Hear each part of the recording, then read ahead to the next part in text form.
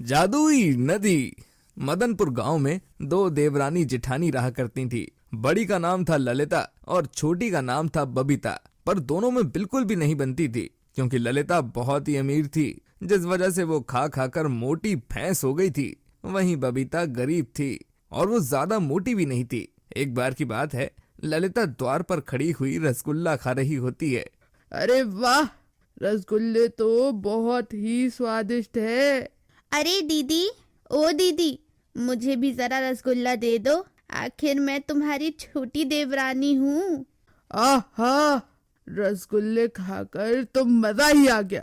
मुझे बहुत ही अच्छा लग रहा है। कहते हैं कि रसगुल्ला खाते समय ज्यादा बोलते नहीं है, वरना स्वाद खराब हो जाता है। दीदी, ओ दीदी, थोड़ी सी मुझे भी दे दो। आखिर मैं तुम्हारी छोटी देवरानी हूँ। तू मेरी देवरानी नहीं है, चल जा और मुझे रसगुल्ला खाने दे। बड़ी आई रसगुल्ला खाने वाली। आहा, मजा आ रहा है इन्हें खाकर। मैं तो रोज इस तरह से रसगुल्ला खाया करूंगी। और फिर ये कहकर वो कटोरा बबीता की तरफ फेंक देती है। ये कटोरा तो खाली है, आपने तो एक भी नहीं छोड़ा। हाँ, बड़ी आई रसगुल्ला खाने वाली। उसमें जो बचा कुचा है उसे ही जीभ से चाट ले। कभी शक्ल देखी है जो रसगुल्ला खाएगी? हाँ। आप ऐसे क्यों कह रही हैं? आप अमीर हैं, इसका मतलब ये नहीं कि आप कुछ भी कहेंगी। हाँ, मैं कुछ भी कहूंगी। अगर तुझे रसगुल्ले खाने थे तो खुद ही मंगा लेती। मुझसे क्यों मांग रही थी? आई बड़ी अमीर वाली। तभी बबीता कटोरा फेंककर ललिता के सिर पर मार देती है, जिससे उसके सिर में चोट लग जाती है और वो रोती हुई मुखिया के पास पहुंच जाती है। हाय राम, मैं तो मर गई। इस जालिम ने तो मुझे मार ही दिया। मुखिया जी, बचा लीजिए, मुझे बचा लीजिए मुखिया जी। अरे क्या हुआ? तुम इतना चिल्ला क्यों रही हो? क्या बताऊं मुखिया जी, मेरी देवरानी ने मुझ पर जानलेवा हमला किया है। देखिए तो मेरा सर फोड़ दिया। क्या? तुमने ऐसा क्यों किया? ये तुम्हारी जेठानी है ना? हाँ हाँ मुखिया जी, ये मेरी जेठानी है। पर जब मैंने इससे रसगुल्ला मांगा तो ये मुझे चिढ़ाने लगी, इसलिए मैंने ऐसा किया। मैं तुझे अपना रसगुल्ला क्यों दूं? अगर तुझे खाने थे तो तू अपने लिए मंगा लेती। मांगने की क्या जरूरत थी? ये सुनकर मुखिया ने बबीता से कहा, तुमने गलती तो की है और इसकी सजा तुम्हें बराबर मिलेगी। तुम्हारी जेठानी जब तक ठीक ना हो जाए तब तक तुम्हें उसकी हर बात माननी पड़ेगी। वो जो भी कहेगी तुम्हें वही करना पड़ेगा। मुखिया जी, आप क्या कह रहे हैं? आप मुझे सजा दे रहे हैं या फिर मेरे मरने के लिए चिता सजा रहे हैं? अरे ऐसा क्यों कह रही हो? ये तो तुम्हारी जेठानी है ना? हाँ हाँ, पता है ये मेरी जेठानी है, पर ये किसी जालिम से कम भी नहीं। अच्छा मुखिया जी, अब मैं जा रही हूँ। मेरे सर में बहुत तेज दर्द हो रहा है। मैं अपनी देवरानी बबीता के कंधे पर बैठकर जाऊंगी। हैं? क्या? ये तुम क्या कह रही हो?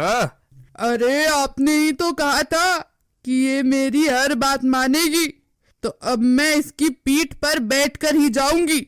अब तुझे मुझे कंधे पर बैठाना पड़ेगा, तभी मैं जाऊंगी। इस बात पर मुखिया सोच में पड़ जाता है।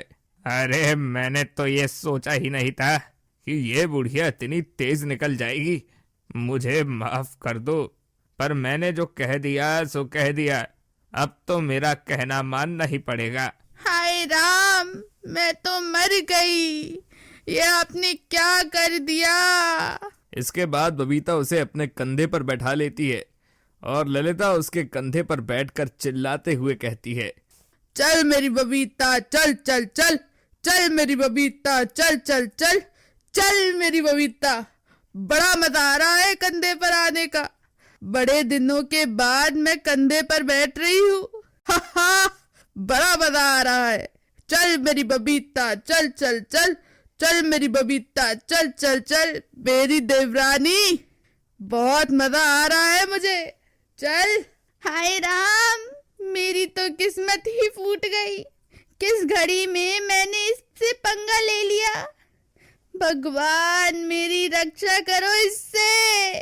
चल मेरी देवरानी, चल चल चल, चल मेरी देवरानी, चल चल चल, चल बबीता। अच्छा रुक, रुक जा इधर, मुझे यहीं उतार दे क्योंकि मेरा घर आ गया है। और चल अब मेरे पैर दबा। नहीं, मुझे तेरे पैर नहीं दबाने हैं। मैं कहीं भी चली जाऊंगी पर तेरे पैर नहीं दबाऊंगी। चाहे मुखिया मुझे कोई भी सजा दे दे, पर मैं अब तेरा कहना नहीं मानूंगी। तूने तो मेरी कमर ही तोड़ दी बुढ़िया कहीं की। अच्छा, तो तूने मुझसे पंगा लिया ही क्यों था? तुझे अब मेरे सारे काम करने पड़ेंगे, समझी बुड्ढी? मैं तेरा कोई भी काम नहीं करूंगी।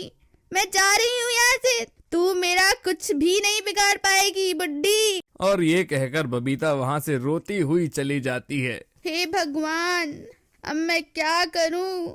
अब मैं कहाँ जाऊंगी? मुझे तो कुछ समझ में नहीं आ रहा है। पर मैं कहीं भी चली जाऊंगी, पर उस बुढ़िया जेठानी के पैर नहीं दबाऊंगी, ना मैं उसका कोई काम करूंगी। तभी वो एक नदी देखती है। क्यों ना मैं इस नदी में डूबकर मर जाऊं। उसकी सेवा करने से अच्छा है कि मैं चुल्लू भर पानी में डूब जाऊं। और ये कहकर वो जैसे ही नदी में डुबकी लगाती है तो वो जवान हो जाती है। और वो जब अपने आप का प्रतिबिंब पानी में देखती है तो वो हैरान रह जाती है। ये क्या मैं हूँ? पर मैं ऐसे कैसे हो गई? मैं तो बुढ़ी थी, क्या मैं जवान हो गई? मुझे तो यकीन ही नहीं हो रहा है। ये कैसे हो सकता है? अरे हाँ, मैं तो सच में जवान हो गई। ये तो बड़ी खुशी की बात है। और ये कहकर वो नदी से बाहर निकल आती है और अपने आप से कहती है, अरे वाह वाह भगवान वाह, आपने तो चमत्कार ही कर दिया। इसलिए आपने मेरी बुद्धि में ऐसा डाला कि मैं नदी में कूद जाऊं। और देखो, अब मैं जवान हो गई।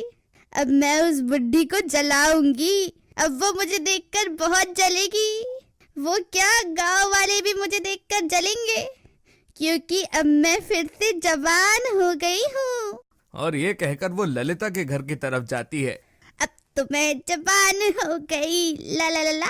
अब तो मैं जवान हो गई, तो मैं जवान हो गई, ला ला ला। अब तो मैं जवान हो गई, मैं जवान हो गई। और ये गाते हुए वो जा ही रही थी कि उसे रास्ते में एक बूढ़ा आदमी मिलता है और उससे कहता है, अरे तुम कौन हो?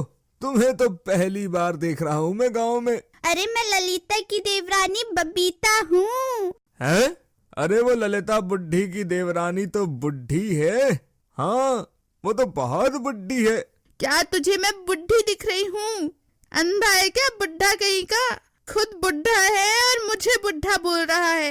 अरे मैं तुम्हें बुड्ढी नहीं बोल रहा हूँ, बल्कि ललिता की देवरानी बबीता को बुड्ढी बोल रहा हूँ। तुम तो बहुत ही सुंदर हो, पर ये सब हुआ कैसे?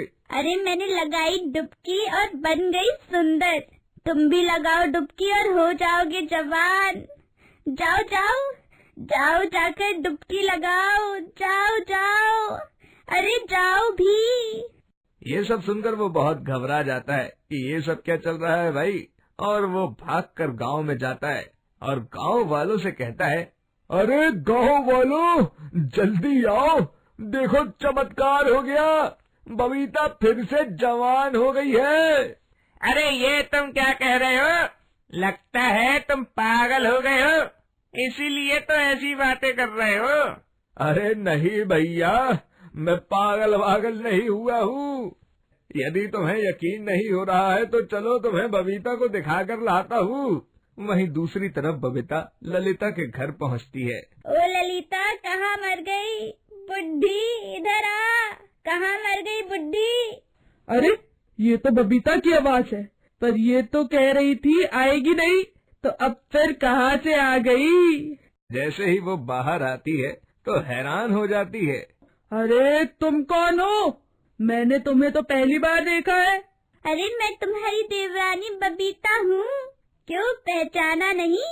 पर तुम मेरी देवरानी कैसे हो सकती हो?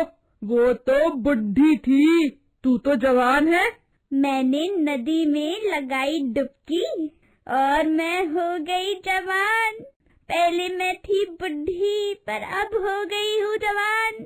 लगता है कहीं से जलने की बू आ रही है। और बुढ़ी तू मुझसे जल मत, तू भी डुबकी लगा ले जाकर, फिर तू भी जवान हो जाएगी। नहीं नहीं, मुझे तो कुछ गड़बड़ लग रही है। चल मुखिया के पास, मुझे तो कुछ समझ ही नहीं आ रहा है। और ये कहकर वो सभी मुखिया के पास पहुंचते हैं। मुझे तो बड़ी चिंता हो रही है, ये मेरी देवरानी नहीं है। अब आप ही कुछ करिए, मुझे अपनी देवरानी की बहुत याद आ रही है। अरे वाह, अब तो मेरी जेठानी मुझे बड़ा प्यार दिखा रही है। पहले तो मेरे कंधे तोड़ दिए और अब देखो कैसे रो रही है। ये सब क्या माजरा है? क्या तुम बबीता हो? पर तुम जवान कैसे हो गई? तुम तो पहले बूढ़ी थी ना? हाँ मुखिया जी, आपने बिल्कुल ठीक समझा। मैं पहले बूढ़ी थी, पर जब मैंने उस नदी में डुबकी लगाई तो मैं डुबकी लगाते ही जवान हो गई। मैं ये कैसे यकीन कर लूं कि तू सच कह रही है? जरूर तूने मेरी देवरानी को कहीं कुछ कर दिया है और यहाँ पर झूठ बोल रही है। तू मेरी देवरानी है ही नहीं। अगर तुम्हें यकीन नहीं होता है तो मैं तुम्हें उस नदी के पास ले जाती हूँ, तो खुद डुबकी लगाकर देख लेना। हाँ हाँ, ये तो ठीक कह रही है। तुम अपनी जेठानी को ले जाओ और इसके बाद बबीता ललिता को उसी नदी में ले जाती है और वहाँ पर गांव के सभी लोग आए होते हैं। इसके बाद ललिता कहती है, क्या यही वो नदी है जिसमें तूने डुबकी लगाई थी? हाँ हाँ, ये वही नदी है जिसमें मैंने डुबकी लगाई थी। तू भी इसमें डुबकी लगा ले, जिससे तू भी मेरे जैसी जवान हो जाएगी। नहीं नहीं, मुझे तेरी बातों पर यकीन नहीं है। मैं डुबकी नहीं लगाऊंगी। अरे लगा ले, अगर तू एक डुबकी लगाएगी तो तू जवान हो जाएगी, पर अगर तू 2 डुबकी लगाएगी तो तू बच्चों जैसी बन जाएगी। इसलिए तुझे एक नहीं, मैं 2 डुबकी लगवाऊंगी। और ये कहकर बबीता उसे जबरदस्ती 2 डुबकी लगवा देती है, जिससे ललिता बच्ची बन जाती है। और उसके बाद बबीता उसे हाथ में लेकर कहती है, अब मैं तुझे पालूंगी। तूने मुझे बड़ा सताया है बुड्ढी। अब देख मैं तुझे कैसा सबक सिखाती हूँ, बुड्ढी जेठानी। और ये कहकर वो उस नदी से बाहर निकल आती है। तभी अचानक नदी का बांध टूट जाता है और नदी का पानी बाहर आने लगता है, जिसे देखकर सभी घबरा जाते हैं और वहाँ से भागने लगते हैं, क्योंकि कोई भी बच्चा नहीं बनना चाहता था।